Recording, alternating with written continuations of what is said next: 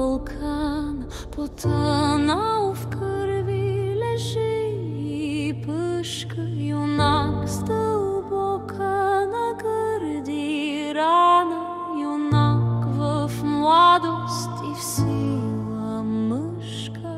На една страна захвърлил пушка, на друга сабля, на две строшена.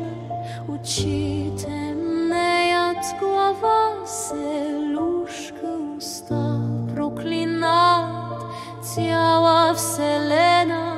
Лежи юнакът на небето, слънцето спряно сърдито пече. Жатварка пене, иде в полето и кръвта още по-силно тече. Жатва е сега, пейте рубини, те с тъжни песни, грей ти слънце в таз робска земя. Ще да загине и тоя юнак, но мъкни сърце.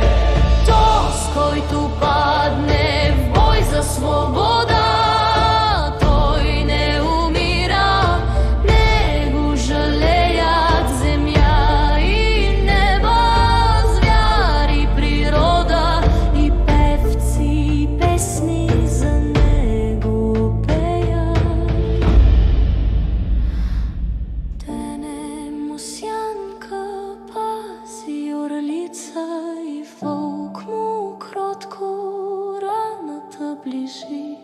над него сокол, юнашка птица, и тя се за брат, за юнак грижи. Настане вечер, месец изгрее, звезди обсипят свода небесен, гора зашуми, вятър повее, Балканът пее, хайдушка песен. И само диви в бяла премена, чудни, прекрасни песен поемна, тихо нагазя трева зелена, и при юнакът дойдата седна.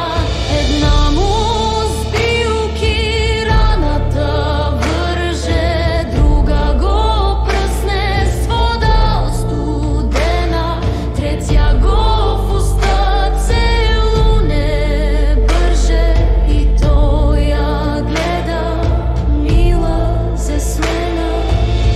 Кажи ми, сестро, те караджата, тере и моята вярна дружина. Кажи ми, пък ми, вземи душата. Аз искам, сестро, тук да загина. И плеснат за